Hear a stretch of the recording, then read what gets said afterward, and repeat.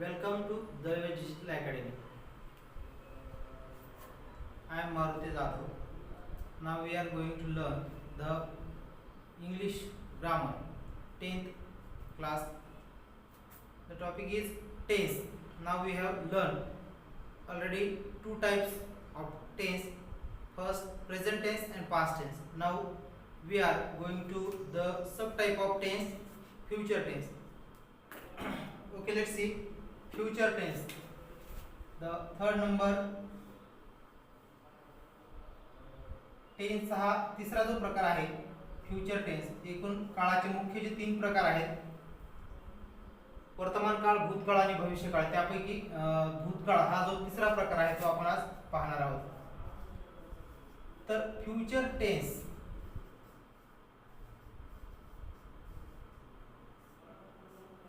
आपण वर्तमान काळ, भूतकाळ हे पाहिलेलं आहे. फ्युचर टेन्स मध्ये म्हणजे भविष्य काळामध्ये याच्या नावामध्येच आहे बघा, भविष्य काळ म्हणजे काय.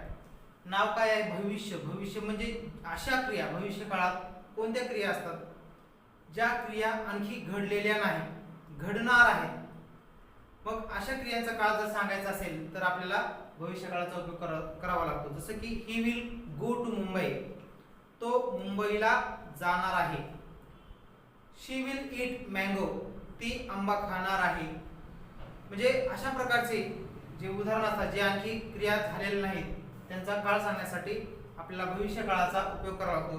आणि या भविष्य काळाचे सुद्धा चार उपप्रकार केलेले आहेत. किती उपप्रकार आहेत? चार. Sub types of future tense. Sub types कोणते आहेत पहा. Sub kinds of future tense. भविष्य काळाचे उपप्रकार. त्यातला पहिला प्रकार आहे भविष्य काळाचा सिंपल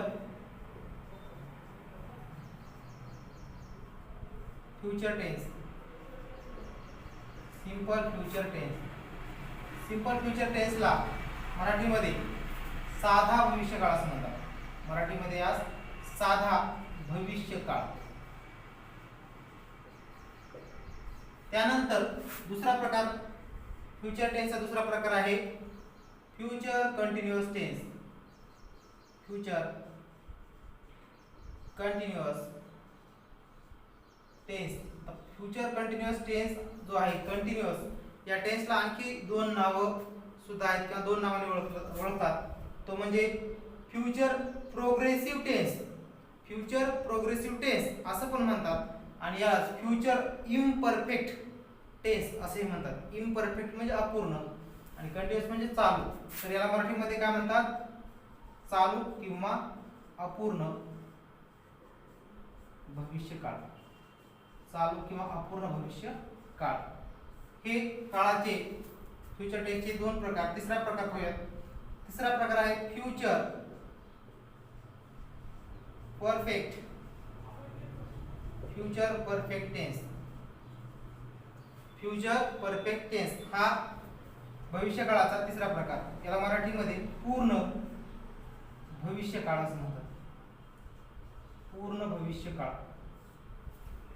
त्यानंतर चौथा प्रकार फ्युचर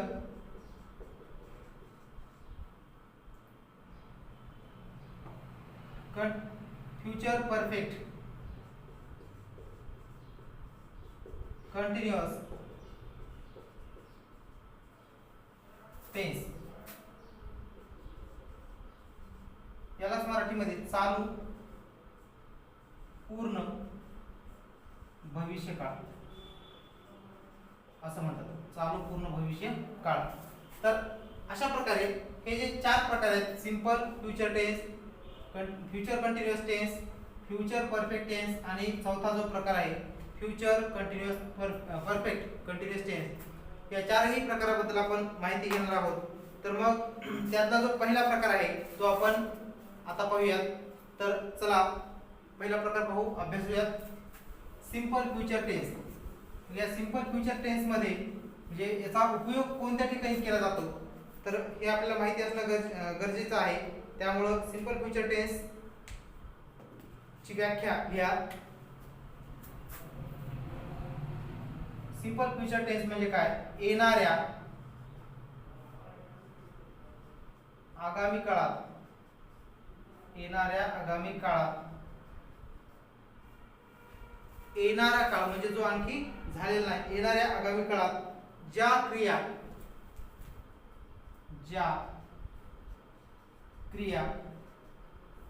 नियमित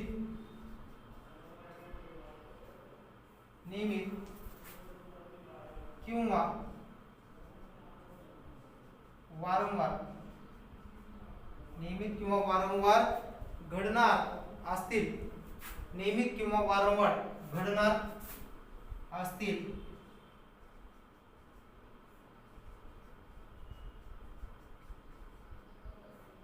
तर अशा वाक्याच्या प्रकारास सिंपल फ्युचर टेन्स असं म्हणतात. सिंपल फ्युचर टेन्स असे म्हणतात. सिंपल फ्युचर टेन्स असं म्हणतात. तर पहा, डबल सांगतो, येणाऱ्या आगामी काळामध्ये ज्या क्रिया नियमित किंवा वारंवार घडणाऱ्या असतात अशा क्रियांचा काळ म्हणजेच सिंपल फ्युचर टेन्स, साधा भविष्य काळ. म्हणजे जी क्रिया घडणार आहे पण नियमित किंवा वारंवार घडणार आहे, तर मग या सिंपल प्रेझेंट टेन्स जो आहे त्याचा फॉर्म्युला काय आहे हे पाहूयात आपण अगोदर. फॉर्म्युला म्हणजे सूत्र, सिंपल प्रेझेंट टेन्स सूत्र आहे सब्जेक्ट प्लस शाल किंवा will plus V1 plus object. Subject plus shall will plus object हे याचा फॉर्म्युला आहे. सब्जेक्ट म्हणजे कर्ता, आपल्या सर्वांना तर माहिती आहे. सब्जेक्ट कर्ता, शाल किंवा विल क्रियापदाचं पहिलं रूप V1 आणि ऑब्जेक्ट हा याचा फॉर्म्युला आहे. तर मग या फॉर्म्युल्यानुसार काही एक्झाम्पल बघूयात. तर आता पहा, simple future tense example. He will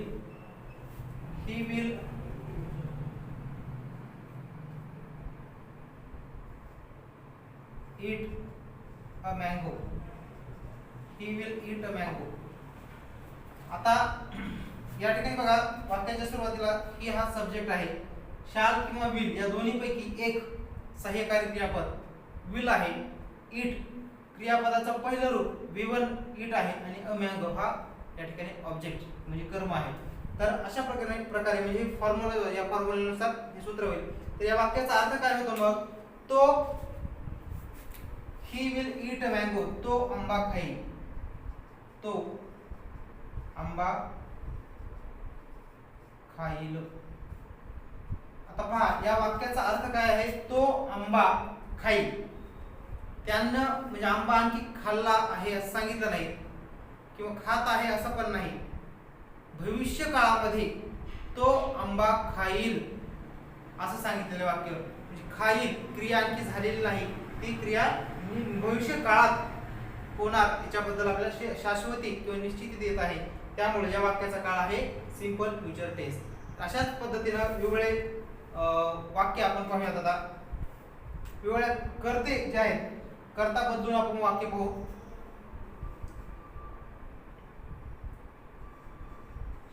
she will sing a song. She will sing a song. She will sing a song या वाक्याचा अर्थ आहे ती गाणे गाईल. ती गाणे गाईल.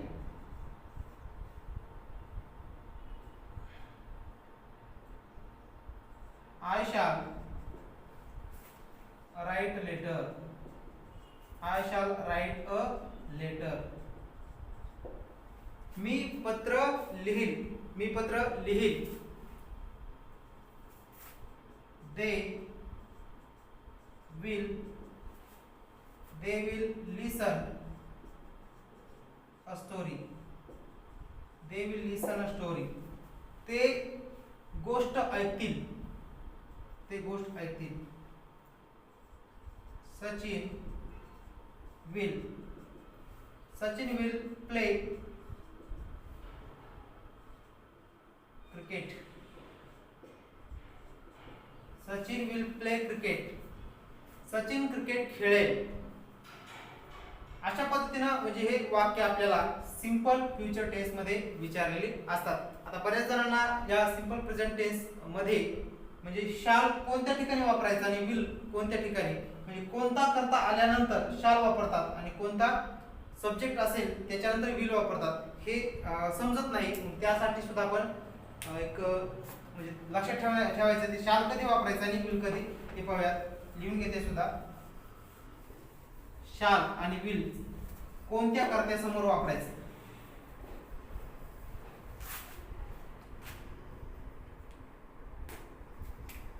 या साध्या भविष्यकाळात, साध्या भविष्यकाळात, साध्या भविष्यकाळात कर्ते जर प्रथम पुरुषी असतील, प्रथम पुरुषी, प्रथम पुरुषी म्हणजे कोणते तर आय किंवा वी जर असतील, पुरुष असतील तर त्या कर्त्यानंतर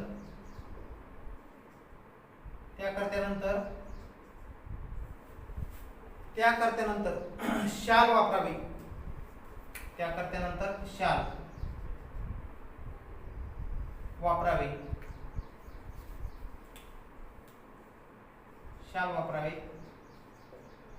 आणि जर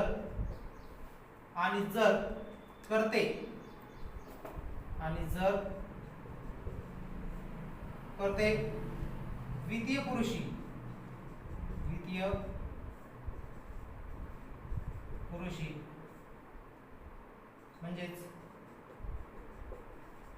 म्हणजेच ही शी इट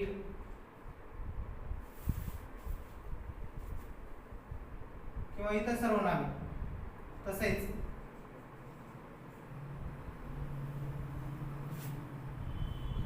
यू हे सर्वनाम आहे द्वितीय पुरुषी, तसेच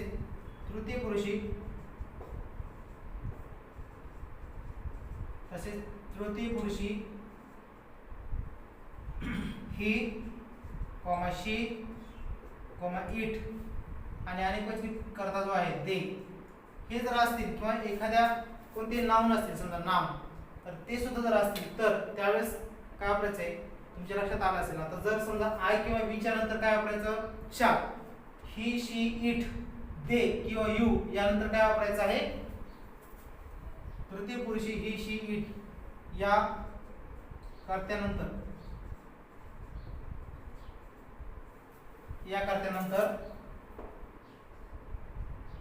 विल वापरावे. विल हे सहाय्यकारी क्रियापद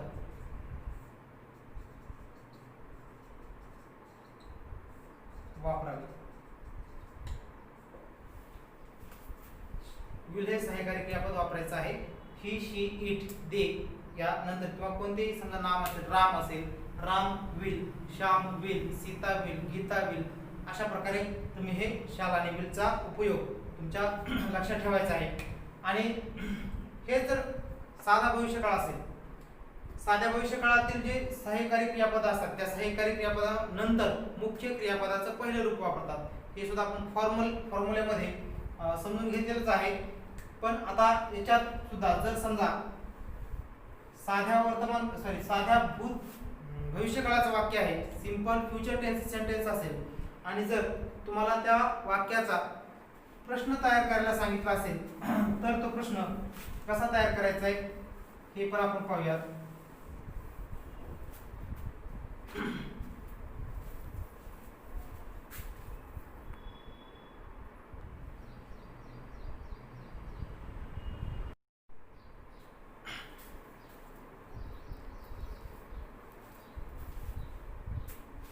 तर आपण साध्या भविष्य काळात जर एखादं वाक्य दिलं असेल आणि त्याचा जर प्रश्न तयार करायचा असेल तर तो प्रश्न तयार कशा प्रकारे करायचा आहे हे पाहूया.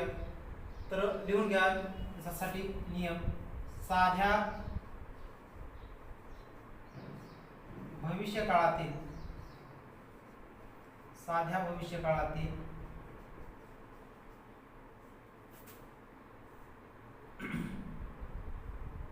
जर वाक्य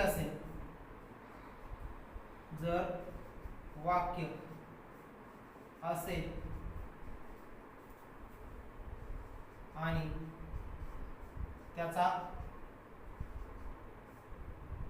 व्हर्बल क्वेश्चन करायचा असेल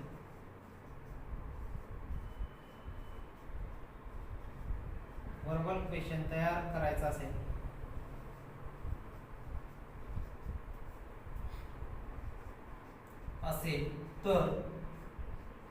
तर वाक्याच्या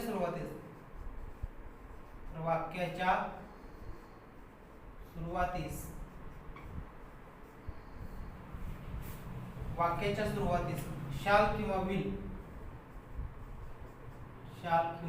विल घ्यावे व प्रश्न तयार करावा.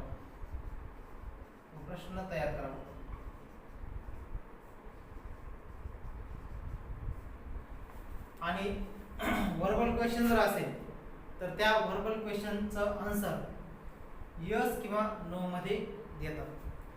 म्हणूनच त्याला यस किंवा नो टाईप क्वेश्चन असं सुद्धा म्हणतात. तर मग जर समजा प्रश्न तयार करायचा असेल तर मग कसा करायचा बघूया. For example, he will write a letter. म्हणजे तो पत्र लिहील असा त्याचा अर्थ आहे. आणि जर आपल्याला या वाक्याचा म्हणजे प्रश्न तयार करायला सांगितलं आहे तर मग तो कसा करायचा आहे. नियम दिलेला आहे. साध्या भविष्य काळातील वाक्य आहे हे म्हणजे वाक्य कोणत्या काळात आहे हे अगोदर कन्फर्म करायचं, ओळखायचंय आणि त्यानंतर मग त्याचा क्वेश्चन बनवायचा आहे. हे साध्या भविष्य काळातलं वाक्य ते कसं ओळखायचं. फॉर्म्युला तुम्हाला सर्वात अगोदर प्रत्येक टेन्सचे जे फॉर्म्युलेज आहेत ते सर्व लक्षात ठेवायचे, चांगल्या प्रकारे पाठ करायचे. फॉर्म्युला काय आहे. ही विल म्हणजे फॉर्म्युला आहे सब्जेक्ट प्लस शाल किंवा will plus V1 plus object. हे वाक्य आहे त्याच फॉर्म्युल्याचं. मग आता क्वेश्चन काय करायचं असेल तर काय करायचं. वाक्याच्या सुरुवातीला शाल किंवा विल घ्यायला सांगितले तर मग या ठिकाणी काय आहे. विल आहे. वाक्याच्या सुरुवातीला घ्या विल. त्यानंतर ही हा जो सब्जेक्ट आहे सहाय्यकारी क्रियापद सुरुवातीला घ्यायचे आणि नंतर म्हणजे एकमेकांच्या जागा बदलायच्या. जे सहाय्यकारी क्रियापद होतं 2 नंबरला असतं ते सुरुवातीला घ्यायचं व्हर्बल क्वेश्चन मध्ये आणि सुरुवातीचा करता 2 नंबरला. Will he write. पुढचं वाक्याचं सॅन्टेन्स असतं he will write a letter. वाक्य काय प्रश्नार्थक वाक्य काय होईल. Will he write letter. तो पत्र लिहील का. मग असा प्रश्न विचारलाय लिहील का. Yes he will write letter. असेल तर ही विल राईट लेटर. आणि याचा निगेटिव्ह सुद्धा आन्सर काय होऊ शकतं. No he will not he won't write letter. अशा प्रकारे विल नॉट म्हणजेच वोंट. तर मग दुसरं एक्झाम्पल पाहूयात. आय शाल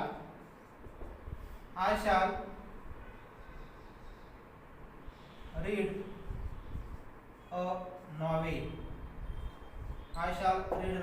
असं तुम्हाला एक एक्झाम्पल दिले. तर मग आता त्याचं तुम्हाला काय करायचं बघा. प्रश्न तयार करायचा आहे.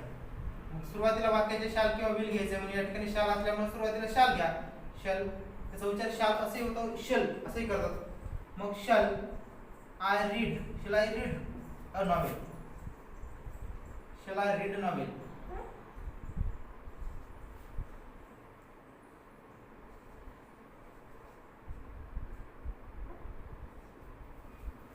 शल आय रीड अ नॉवेल म्हणजे मी कादंबरी वाचू का. तर वाचेल का म्हणजे यस किंवा नो मध्ये आन्सर तुम्ही देऊ शकता. त्यानंतर पुढचं sentence Savita will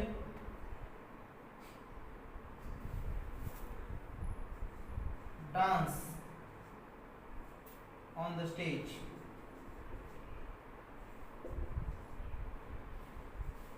Savita will dance on the stage. त्याचा क्वेश्चन होईल, will Savita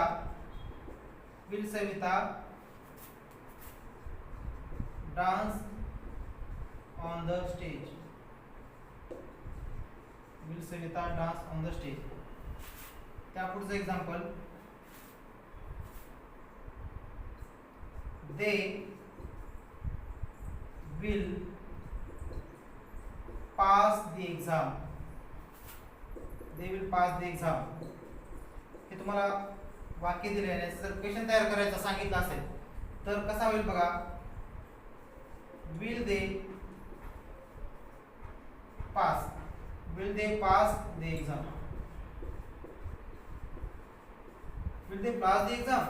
अशा पद्धतीनं वाक्याच्या सुरुवातीला शॅल किंवा विल घ्यायचं आहे आणि तुम्हाला त्याचा व्हर्बल क्वेश्चन करायचा आहे. पण कधी, जर वाक्य सिंपल फ्युचर टेन्स म्हणजे साध्या भविष्यकाळाचं असेल तर अशा पद्धतीनं तुम्ही भविष्यकाळ, जर असे साधा भविष्यकाळ तर त्याचं वाक्य प्रश्नार्थक करू शकता. त्यानंतर आता पुढचा नियम लिहून घ्या, कारण की जर समजा तुम्हाला म्हणजे याच सिंपल फ्युचर टेन्सच निगेटिव्ह सेंटेन्स सुद्धा विचारलं जातं, मग ते निगेटिव्ह सेंटेन्स जर विचारलं असेल आणि ते करायचं असेल तर कशा प्रकारे करतात ते पण पाहूयात.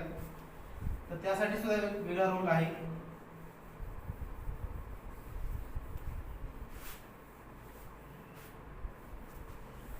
तर लिहा, साध्या भविष्यकाळातील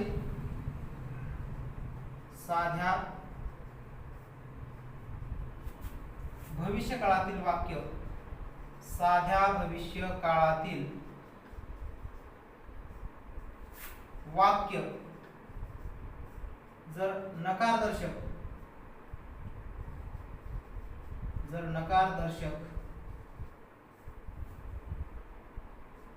नकारदर्शकला इंग्लिश मध्ये निगेटिव्ह असं म्हणतात. नकारदर्शक निगेटिव्ह करायचे असेल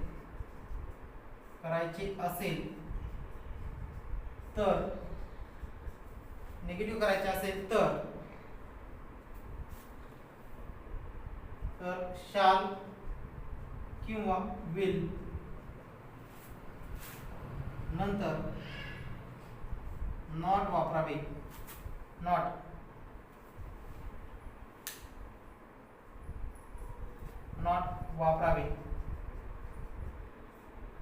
आणि ते वाक्य नकारदर्शक करावे.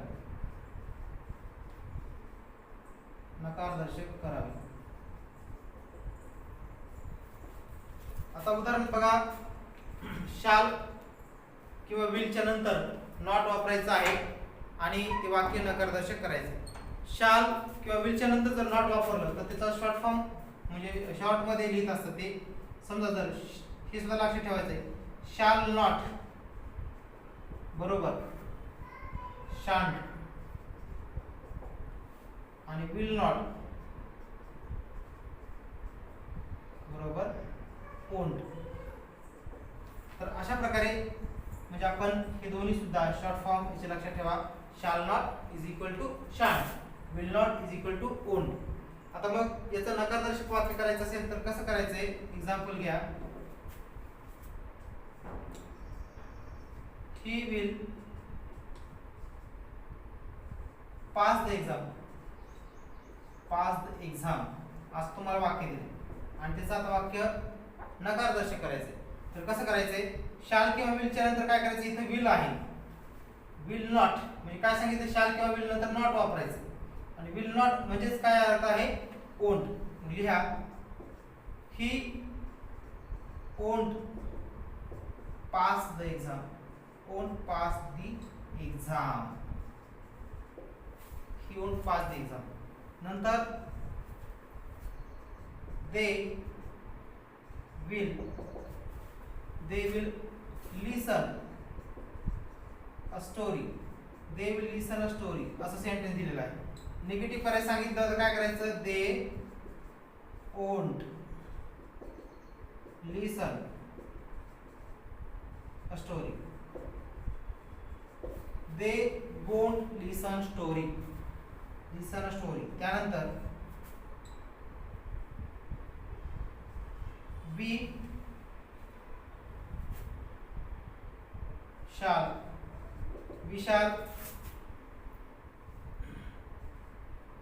break the record, we shall break the record. याचाच निगेटिव्ह आपण करू शकतो, we shall not म्हणजेच shan't, we shan't break the record. अशा प्रकारे साध्या भविष्यकाळातील वाक्य जर नकारदर्शक असेल तर त्याचं नकार म्हणजे वाक्य जर नकारदर्शक करायचं असेल तर त्यानंतर शाल किंवा विल नंतर नॉट वापरायचं आहे आणि वाक्य अशा प्रकारे निगेटिव्ह तुम्ही करू शकता. तर यानंतर पुढचा प्रकार आपण पाहूयात.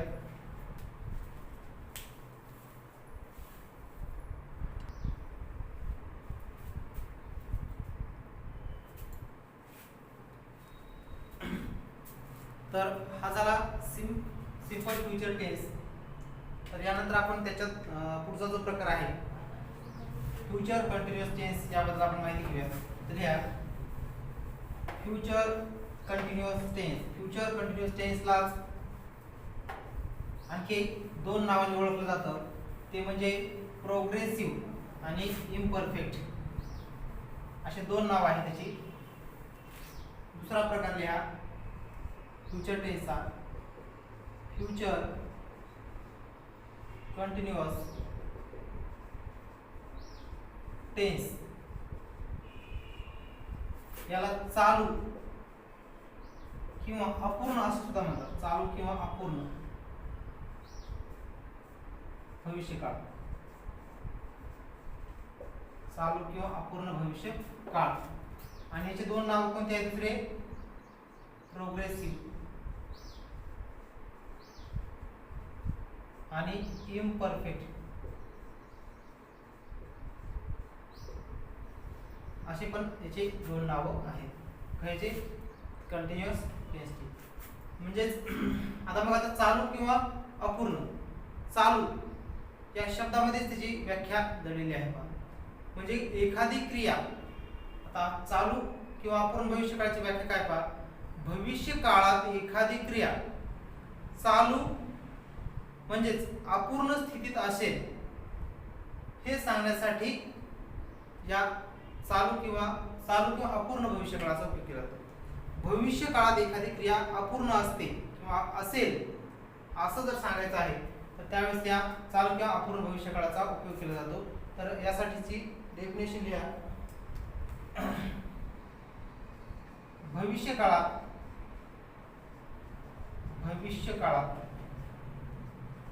एखादी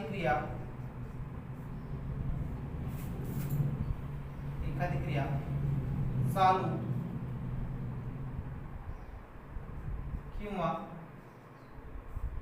अपूर्ण स्थितीत, चालू किंवा अपूर्ण स्थितीत असेल असे सांगायचे असल्यास किंवा असे सांगायचे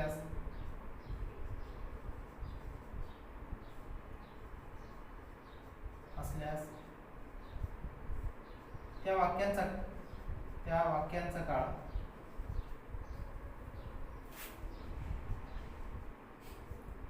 चालू किंवा अपूर्ण भविष्य काळ असतो. चालू किंवा अपूर्ण भविष्य काळ म्हणजे त्याला इंग्लिश मध्ये फ्युचर कंटिन्युअस टेन्स असं म्हणतात. फ्युचर कंटिन्युअस टेन्स असे म्हणतात.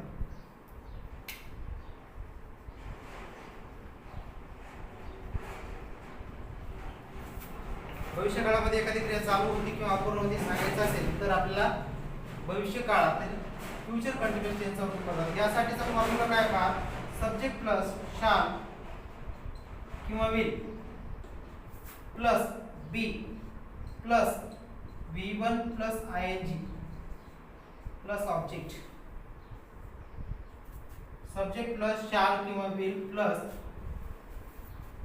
बी plus V1 plus ing plus object, अशी याची या स्ट्रक्चर आहे याचं किंवा सूत्र आहे असे म्हणतात आपल्याला. तर मग त्यासाठी आता एक्झाम्पल पाहूयात शाल किंवा विल, सॉरी या future tense continuous future tense. For example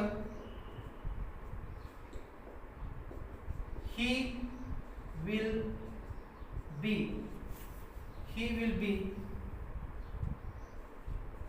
writing a letter. he will be writing a letter असं वाक्य असेल या फॉर्म्युल्यानुसार. आणि याचा अर्थ काय होतो, he will be writing a letter, तो पत्र लिहित असेल. तो पत्र भविष्य काळामध्ये काय करत असेल, तो पत्र लिहित असेल. तो पत्र लिहित असेल. लिहिण्याची क्रिया कशी असेल भविष्य काळामध्ये, असेल किंवा असेल असे लक्षात ठेवा. तो पत्र लिहित असेल. त्यानंतर याच फॉर्म्युल्यानुसार she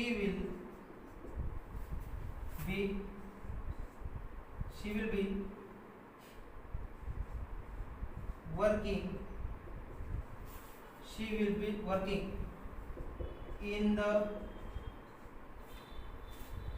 farm. ती शेतामध्ये काम करत असेल. किंवा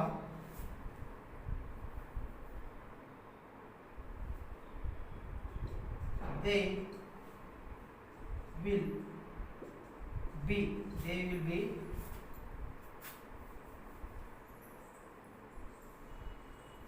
going for cinema.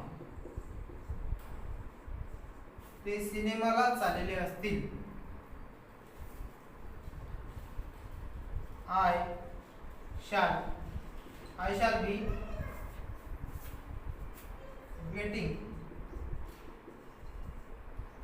shall be waiting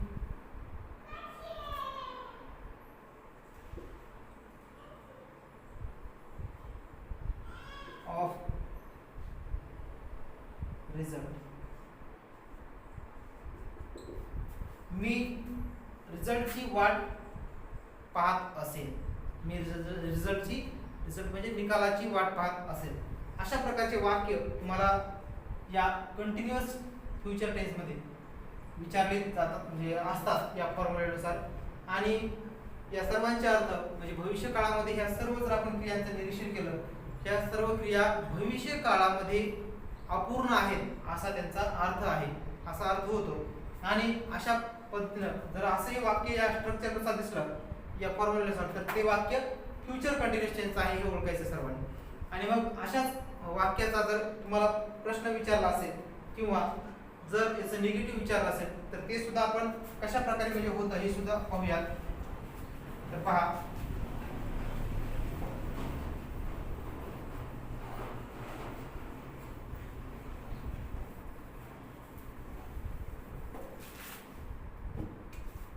लिहून घ्या. चालू किंवा अपूर्ण भविष्य काळाचे वाक्य असल्यास भविष्य काळाचे वाक्य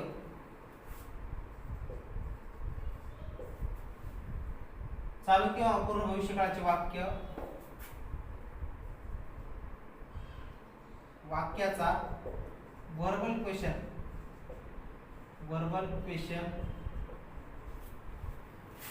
तयार करायचा असल्यास वाक्याच्या सुरुवातीस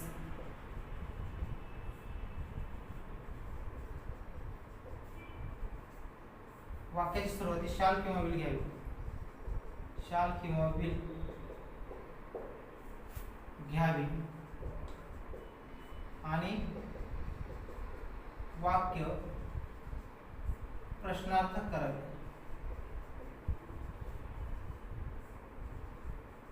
वाक्य प्रश्नार्थक करावे. आता एक्झाम्पल बघूयात. उदाहरणार्थ they will be playing a cricket. they will be playing cricket. ते क्रिकेट खेळत असतील. आता हे वाक्य दिलेलं आहे आणि तुम्हाला याचा काय करायचं, व्हर्बल क्वेश्चन करायचा. व्हर्बल करायचं आहे क्वेश्चन. तर काय करायचं, शाल किंवा विल सुरुवातीला घ्यायचं आहे. बाकीचं या अगोदरचा जो टेन्स पाहिला आपण सिंपल फ्युचर टेन्स त्याच्यासारखंच सेम आहे. मग लिहा वाक्याच्या सुरुवातीला विल आणि क्वेश्चन बनवा. Will they be playing cricket. Will they be playing cricket. आणि वाक्याच्या शेवटी प्रश्नार्थक चिन्ह तुम्हाला द्यायचं आहे. त्यानंतर दुसरं sentence, Surekha will be reading. Surekha will be reading a novel. असं तुम्हाला सेंटेन्स दिले आणि याचा प्रश्न तयार करायचा आहे. तर तो कसा करायचा आहे बघा. वाक्याच्या सुरुवातीला विल घ्या. Will Surekha be reading a novel आणि वाक्य शेवटी प्रश्नार्थक चिन्ह. त्यानंतर we shall be going to temple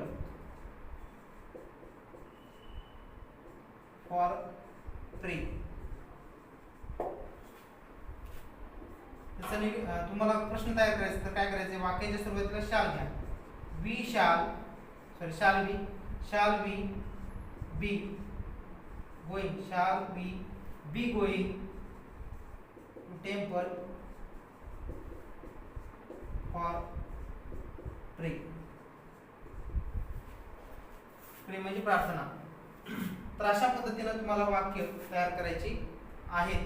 प्रश्नार्थक वाक्य जर तुम्हाला विचारलं फ्युचर कंटिन्युअस टेन्सचं, तर त्या फ्युचर कंटिन्युअस टेन्सच्या वाक्याचा तुम्हाला अशा पद्धतीने तुम्ही क्वेश्चन तयार करू शकता. तर याच टेन्सचं जर तुम्हाला वाक्य दिलं असेल आणि ते निगेटिव्ह सांगितलं असेल तर ते निगेटिव्ह सेंटेन्स कसं करायचं आहे ते सुद्धा आपण अभ्यासू. तर लिहा आपलं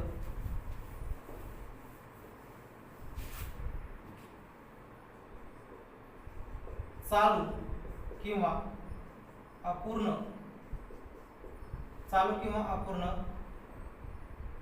भविष्य काळाचे वाक्य असल्यास, चालू किंवा अपूर्ण भविष्य काळाचे वाक्य नकारदर्शक करायचे असल्यास, नकारदर्शक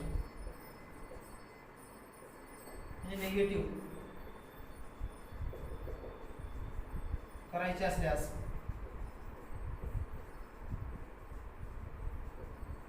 शाल किंवा विल नंतर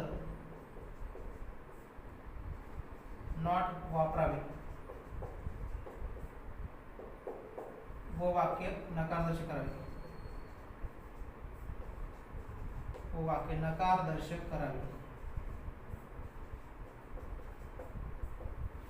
आता बघा याच्या अगोदरच आपण पाहिलं होतं की जर समजा शाल नॉट असेल, शाल नॉट म्हणजेच काय शांत, आणि विल नॉट असेल तर काय घ्यायचं आहे वोंट. हे लक्षात ठेवा सर्वांनी. तर मग एक्झाम्पल जर तुम्हाला विचारलं आणि दिलं असेल समजा एक्झाम्पल, उदाहरणार्थ I shall be listening a song, असं तुम्हाला एक्झाम्पल दिलेलं आहे. आणि याच वाक्याचं जर तुम्हाला निगेटिव्ह करायला सांगितलेलं आहे तर निगेटिव्ह कसं करायचं आहे बघा. आय शॅल नॉट म्हणजेच काय करायचं आहे, शांट वापरायचं या ठिकाणी. I shan't be listening, I shan't be listening a song, I shan't be listening song. त्यानंतर they will be playing a kho-kho, they will be playing kho-kho. याचा होईल they won't be playing a kho-kho. त्यानंतर पुढं या पुढचं sentence आहे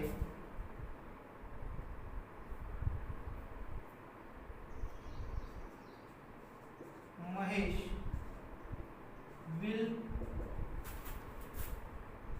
be taking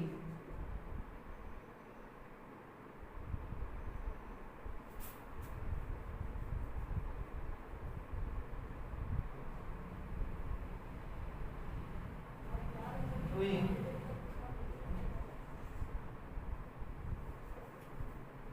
will be doing Mahesh will be doing great work. याचा तुम्ही निगेटिव्ह कसं करू शकता. Mahesh won't be doing a great work. तर मित्रांनो अशा पद्धतीनं फ्युचर कंटिन्युअस टेन्स म्हणजे चालू अपूर्ण भविष्यकाळ जर दिला असेल तर त्याचा प्रश्न कसा करायचा आणि निगेटिव्ह सेंटेन्स कसं करायचं याचा आपण आजच्या लेक्चरमध्ये सर्व आपण अभ्यास केलेला आहे. आणि सर्वांना मला वाटतं की हा व्हिडिओ चांगल्या प्रकारे तुम्ही जर लक्ष दिलं असेल तर नक्की तुम्हाला चांगला समजेल आणि तुम्ही हा व्हिडिओ म्हणजे चांगल्या प्रकारे पाहावा अशी माझी इच्छा आहे. तर या ठिकाणी थांबूया. धन्यवाद.